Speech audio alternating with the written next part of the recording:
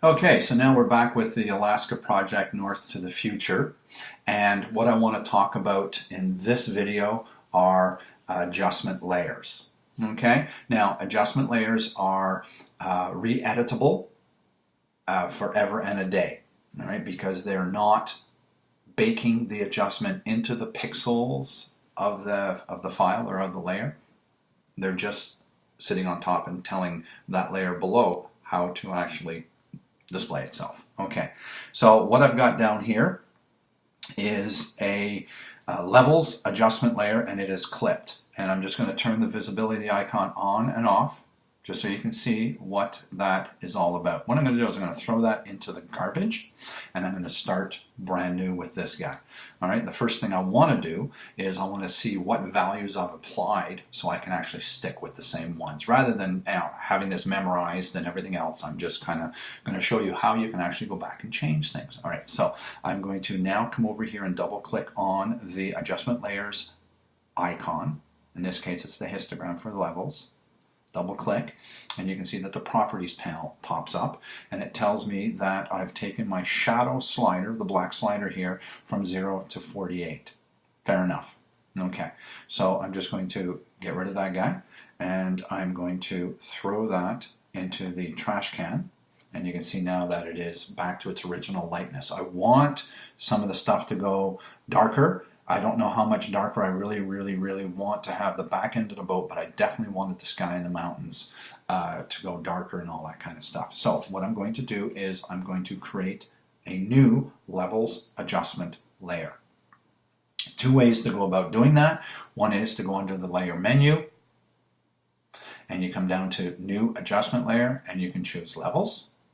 And if I'm not mistaken at this point, I'll probably be given the option to name this layer. All right, so I could just leave it as levels 1, or I could call this one cruise ship. All right, I'm going to have 2 layers named cruise ship, but whatever. One is an adjustment layer, one is the actual pixel-based layer. So there we go. So we have that. All right, so now you can see that what has happened is a brand new adjustment layer has been created. And we have a layer mask. Like I said before, by default, adjustment layers have layer masks associated with them, so you can actually hide and show some of the things that are going on. And I'll be doing that, all right, in this video just to show you some of the things that are going on. All right, so remember last time we took this value down to 48 from 0. So if I come in here and then just type in 48, you saw it, I saw it, everybody saw it.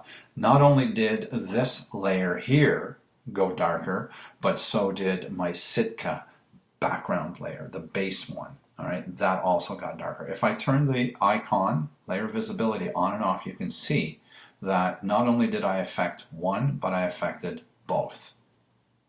And I'm not saying it's not a bad thing to see and have happen, but it's not what I wanted to. All right, so what I want to do now is I want to limit the adjustment layer's effect to only the layer immediately below. And what I need to do in order to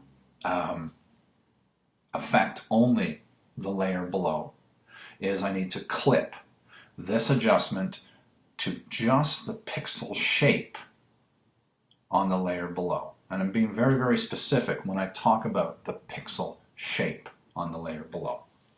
All right. So what I'm going to do is I'm going to clip that. Now, with the adjustment layer as my currently active layer, I could clip it by going under the layer menu, and I come down here and I choose Create Clipping Mask. Now, the keyboard shortcut is Command Option G or Control Alt G on the PC. And the reason why it's a G is because they're called clipping groups right now. But in the past they were called whatever, all right? Or they were always called groups, now they're called whatever. It doesn't really matter, but that's why it's a G rather than a mask, because it used to be called the clipping group, all right? So I can do it that way, and if I do that, you'll see that the layer stuff now is somewhat indented as opposed to not being indented, and there's this little downward pointing arrow saying that this layer here is affecting only this one right below, and then you can see that this layer name has the underline going on. If I was to turn the visibility of this layer on and off, you can see that it's only affecting that guy.